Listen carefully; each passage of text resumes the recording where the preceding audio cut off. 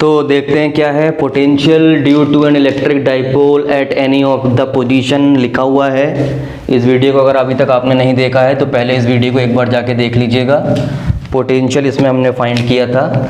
आज हम फाइंड करेंगे इलेक्ट्रिक डाइपोल के लिए किसी भी पोजीशन पर, इस पोजीशन पर electric field intensity due to an electric dipole at any of its position. मतलब ना तो अब वो पोजीशन एक्साइल पोजीशन है ना इक्वेटोरियल पोजीशन है, जैसा कि हमने पोटेंशियल के लिए किया था। उस वीडियो को जरूर देख लीजिएगा अगर अभी तक आपने नहीं देखा है तो। उसमें हम कुछ ऐसा किया करते थे। तो पहले उस डायग्राम का छोटा सा ब्रीफ देता हूँ मैं। कुछ इस तरह से बनाया था इलेक्ट्रोस्टैटिक पोटेंशियल के लिए। कुछ मिड पॉइंट था ऐसे, ये एल था, ये एल था।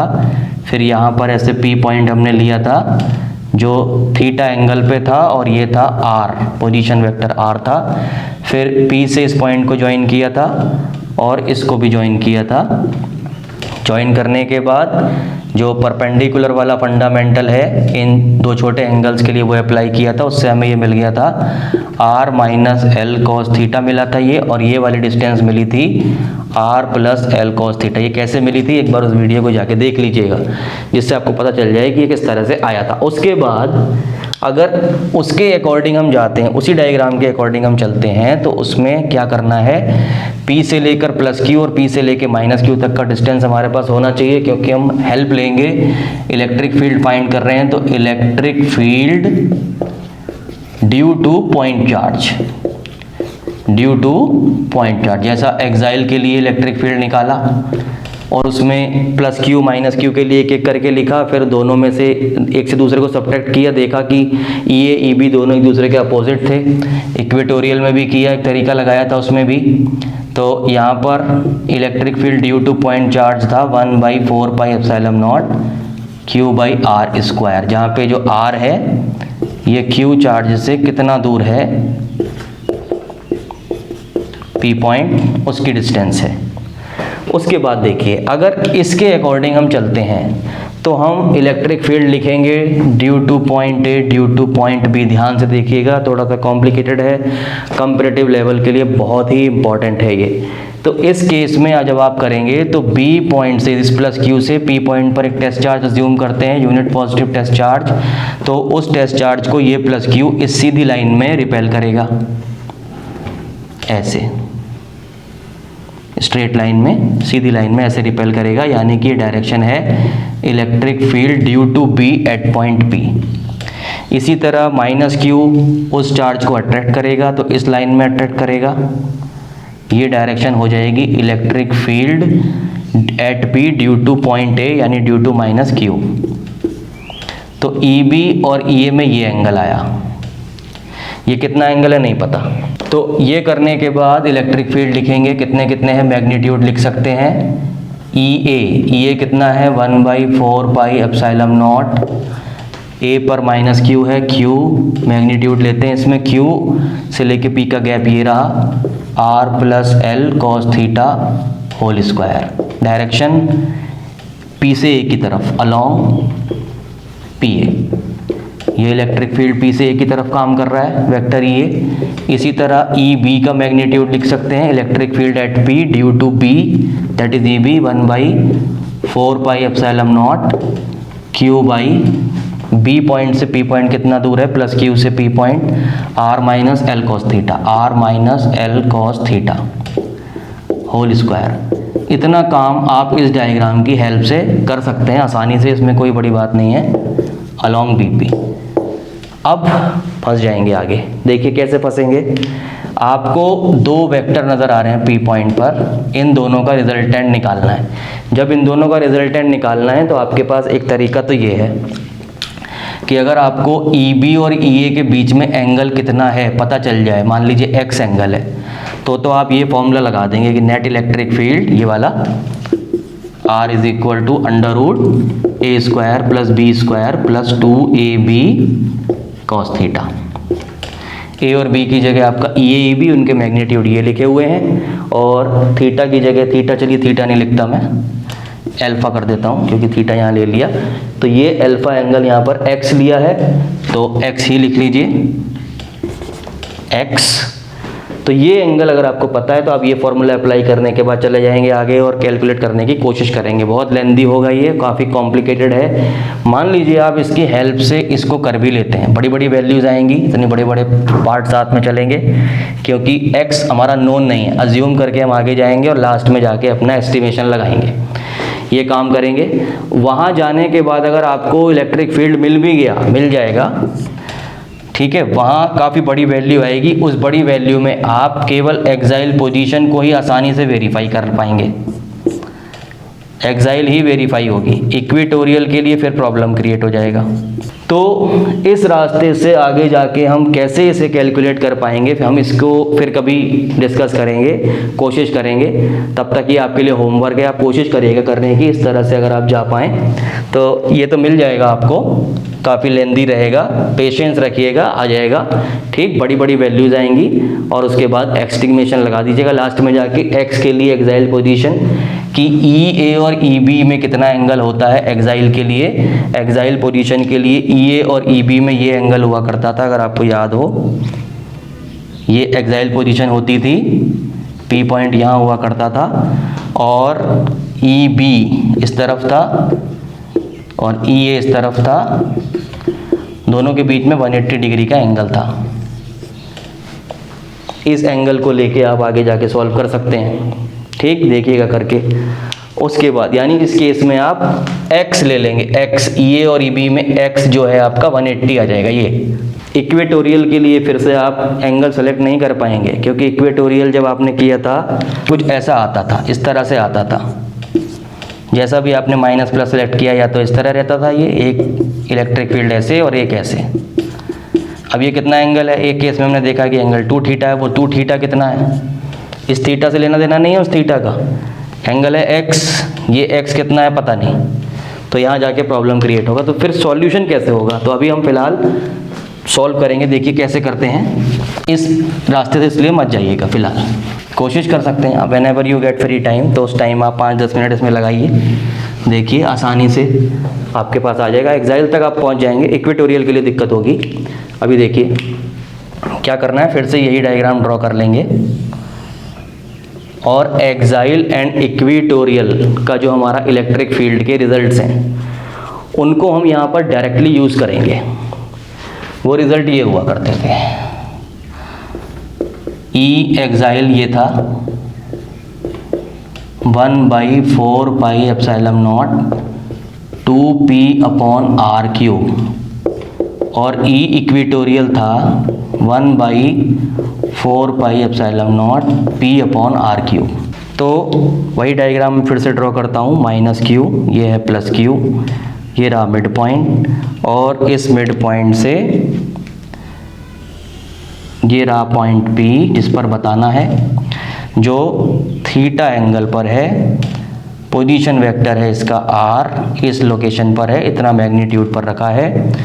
P से r हमें मिला लेना है, ये A पॉइंट, ये B पॉइंट, ये जैसे हमने पुराने डायग्राम में देखा कि L के कंपोनेंट्स के अकॉर्डिंग हम चले, तो यहाँ पर अब की बार P के कंपोनेंट बनाएंगे। P है हमारा इलेक्ट्रिक डाइपोल मोमेंट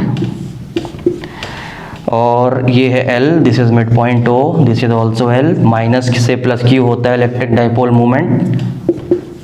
तो ये डायरेक्शन है वेक्टर P की। इन दोनों गैप की अब हमें ज़रूरत नहीं है, क्योंकि हम डायरेक्ट रिजल्ट यूज़ करेंगे, ये वाले इनको यहाँ यूज़ करना है। तो P का जो थीटा कंपोनेंट होगा इस डायरेक्शन में काम करेगा। P का थीटा कंपोनेंट वो है P cos theta, P cos theta, और इस P cos थीटा से 90 डिग्री पर 90 डिग्री बनाते हुए ये इस डायरेक्शन में है P sin theta, P cos theta, P sin theta. तो यहाँ पर जो हमारा एक्साइल है, एक्साइल वाले एक्साइल वाले इलेक्ट्रिक फील्ड को हम नाम देंगे ई पैरेलल और इक्वेटोरियल को हम नाम देंगे ई परपेंडिकुलर। हम इन दोनों रिजल्ट्स को यहाँ पर यूज़ करेंगे पी पॉइंट पर सीधे। कैसे यूज़ करेंगे, ई पैरेलल, ये पैरेलल है, E parallel 1/4 pi epsilon not, यानी कि ई एक्साइल के अकॉर्डिंग जाएंगे तो E एक्साइल में यहाँ नीचे ये आपका आर क्यूब आ जाएगा। P cos थीटा, इस बात को ध्यान से देख लीजिएगा, देखिए P cos थीटा इस लाइन में, ये वाली लाइन के लिए P cos थीटा इस डायरेक्शन में काम कर रहा है और उसी डायरेक्शन में आपका इलेक्ट्रिक फील्ड एक्साइल के लिए आता है। याद रखना है आपको, एक्साइल के लिए -q + q O यहाँ पर है P, और उसके बाद जो आपका नेट इलेक्ट्रिक फील्ड आया था एक्साइल के लिए वो इसी डायरेक्शन में आया था, 0 डिग्री एंगल था एक्साइल के लिए E में और P में। E कौन है? Net electric field. इसी तरह इक्वेटोरियल जब किया था तो इक्वेटोरियल में देखा था कुछ इस तरह से था, वहाँ पे इस डायरेक्शन में आया था और डाइपोल इधर काम कर रहा था, डाइपोल के जस्ट अपोजिट डायरेक्शन में E था, यहाँ पर 180 डिग्री एंगल था। किस किस में? वेक्टर E में एंड P में। E is net electric field due to dipole, -q + q लिखा है। इन रिजल्ट्स को हम यहाँ यूज़ करेंगे। तो ये लाइन एक्साइल लाइन है, P cos थीटा की लाइन में जो इलेक्ट्रिक फील्ड होगा P, इस बात को फिर से समझिए, P मान लीजिए 10 है, P की वैल्यू मैग्नीट्यूड में 10 है, उसमें से 4 इधर काम कर रहा है इस डायरेक्शन में, तो 6 इस डायरेक्शन में काम कर रहा है, इधर काम कर रहा है 4 तो इधर कर रहा है 6, ऐसे 90 डिग्री बनाते हुए। तो इस 4 की लाइन में जो इलेक्ट्रिक फील्ड है P पॉइंट के ऊपर, जिसका नाम हमने दिया है E पैरेलल, क्योंकि P cos थीटा के लिए एक्साइल पोजीशन हो गई है वेक्टर E पैरेलल, जिसका मैग्नीट्यूड हम लिख रहे हैं यहाँ पर इस रिजल्ट को यूज़ करते हुए। 1/, जो कांस्टेंट टर्म्स हैं वो वैसे ही रहेंगे, ये R डिस्टेंस पे P पॉइंट है, R आ गया, r³ 1/4πε0, उसके बाद 2, बस 2p लिया था यहाँ पे P, क्योंकि E की डायरेक्शन में कौन था? P था, तो पूरी वैल्यू आई P की। यहाँ पर P का कुछ पार्ट है इस लाइन में, P इधर है और इस लाइन में सिर्फ काम कर रहा है P cos थीटा, 4 वैल्यू काम कर रही है, पूरा P इस लाइन में 10 वैल्यू काम नहीं कर रही है, कुछ पार्ट कर रहा है। तो 2 × P होने के बजाय यहाँ पर होगा 2p cos theta, 2p cos theta, ये है E पैरेलल। ठीक, इसी तरह से E परपेंडिकुलर को देखिए, यानी कि इक्वेटोरियल लाइन में जो काम करेगा इलेक्ट्रिक फील्ड। इक्वेटोरियल लाइन कौन सी है?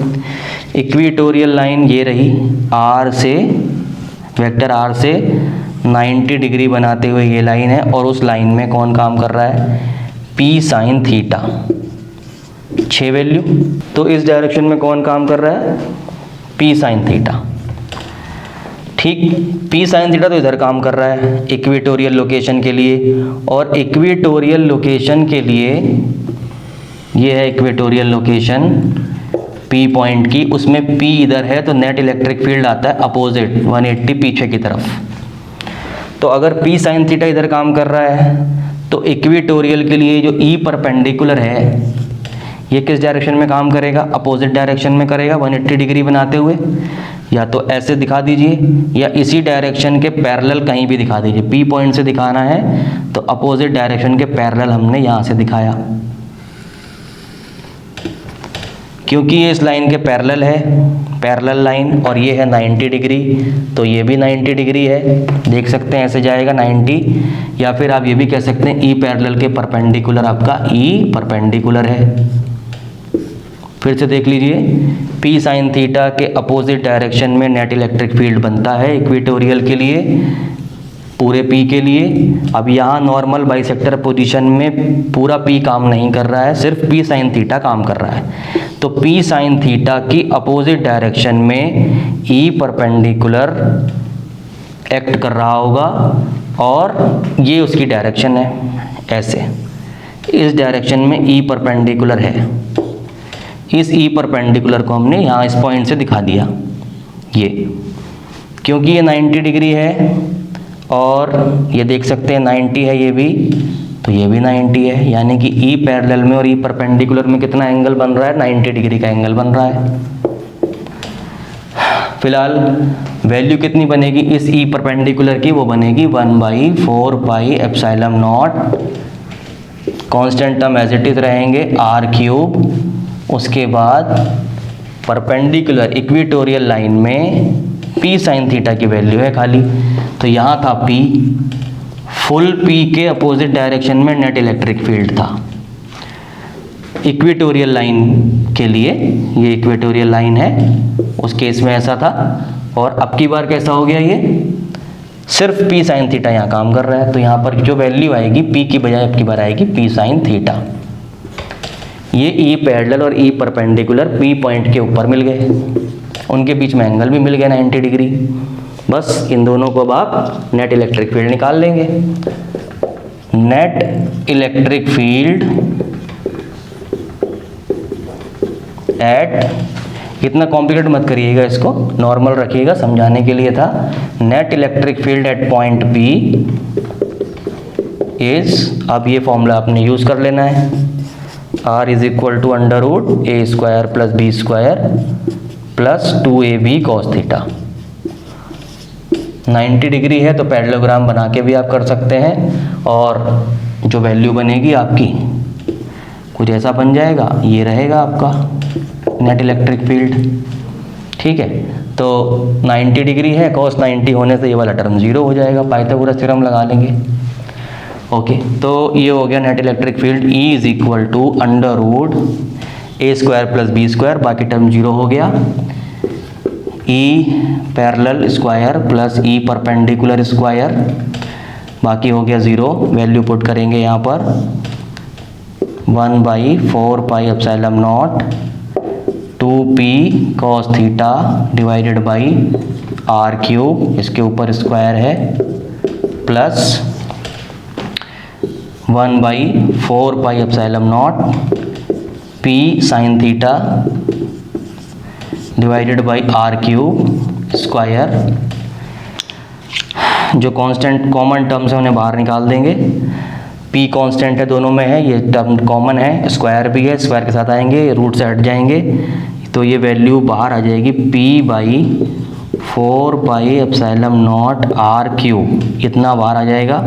अंदर बचेगा आपके पास यहाँ पर 2 cos थीटा, स्क्वायर लगाए ऊपर, तो स्क्वायर लगा लेते हैं, प्लस यहाँ बचेगा आपका साइन स्क्वायर थीटा, ये रहेगा। उसके बाद इसको थोड़ा सॉल्व करेंगे, ये रूट भी लगा हुआ है, यहाँ रूट में चल रही हैं वैल्यूज़। उसके बाद आपका आएगा p divided by 4 pi epsilon naught R cube, बहुत ध्यान से करना है, पेशेंसफुली, ये हो जाएगा 4 cos square theta plus sine square theta. यहाँ 4 cos स्क्वायर थीटा में से मैं 3 cos square theta plus 1 cos square theta करूँगा, उसे करने से क्या होगा, 1 cos स्क्वायर थीटा और ये साइन स्क्वायर थीटा हो जाएगा 1, तो मैंने इसे ऐसे लिख दिया 1 प्लस 3 cos स्क्वायर थीटा। ठीक है, cos स्क्वायर थीटा इसमें से अलग किया और 3 cos स्क्वायर थीटा को अलग किया, cos स्क्वायर थीटा जो अलग हुआ प्लस साइन स्क्वायर थीटा में आइडेंटिटी लग के 1 हो गया, ये वैल्यू आपके पास आ गई। ये है आपका net electric field at point P, ये आपका नेट इलेक्ट्रिक फील्ड है। जब ये नेट इलेक्ट्रिक फील्ड आपके पास आ गया, कहाँ पे आके आपका काम खत्म हो गया, रूट चल रहा है, रूट भी लगा दीजिए, रूट में चल रही है ये वैल्यू, ये रूट में है, प्रूव्ड। अब यहाँ से एक्साइल और इक्वेटोरियल वेरीफाई करते हैं।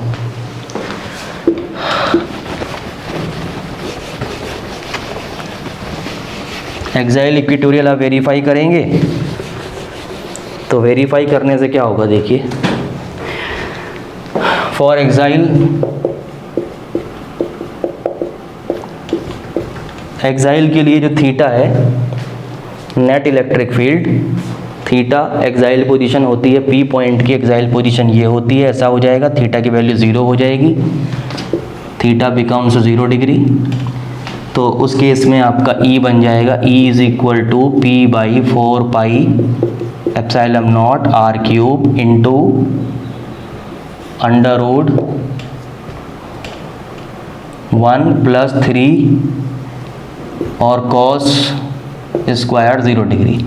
ये हो गया 1, 1 इंटू 3 हो जाएगा 3, फिर 3 + 1 4, 4 का रूट 2, तो ये हो गया P/4 r क्यूब इंटू यहाँ आ जाएगा 2 सॉल्व करने के बाद। तो ये वैल्यू आपकी आ गई 1/4 2p/r क्यूब। वेरीफाइड। ऐसे ही इक्वेटोरियल भी आप इससे वेरीफाई कर सकते हैं। इक्वेटोरियल में थीटा की वैल्यू कितनी होती है? नेट इलेक्ट्रिक फील्ड इक्वेटोरियल के लिए जो थीटा होता है, ये थीटा P से डिसाइड हो रहा है, ये ऐसे यहाँ। तो जब इक्वेटोरियल लाइन आएगी तो इक्वेटोरियल में ये ऐसा हो जाएगा, नॉर्मल बाइसेक्टर पोजीशन पे P पॉइंट जाएगा, तो 90 डिग्री हो जाएगा थीटा। थीटा होगा 90 डिग्री। जब थीटा 90 होगा तो यहाँ पर cos 90 हो जाएगा 0, और E की वैल्यू हो जाएगी cos 90 0, 0 इंटू 3 0, 1 + 0 1, 1 का रूट 1, ये बचेगा बस। ये आपका इक्वेटोरियल के लिए आ गया 1/4πε0 P/r क्यूब, यही आया था। ये भी वेरीफाई हो गया। तो इतना काम आपने कर देना है। ये है आपका electric field intensity due to an electric dipole at any of its position, और उस पोजीशन से आपने एक्साइल और इक्वेटोरियल को भी वेरीफाई कर लिया बहुत आसानी से। अब किस डायरेक्शन में ये आपका नेट इलेक्ट्रिक फील्ड आ रहा है, इसको भी आपको चेक करना है। तो इसको आप कैसे चेक करेंगे? देखिए, मान लीजिए ये वाला एंगल अल्फा है, ई पैरेलल से अल्फा एंगल पर ई है, तो 10 लगा लेंगे इसमें। ये 90 था, तो ये वाला है ई पैरेलल और ये है ई परपेंडिकुलर, तो ये भी है ई परपेंडिकुलर। तो फिर 10 अल्फा कितना हो गया? 10 अल्फा कहीं से भी कर सकते हैं, इसको अल्फा लेके कर सकते हैं, इसको कर सकते हैं।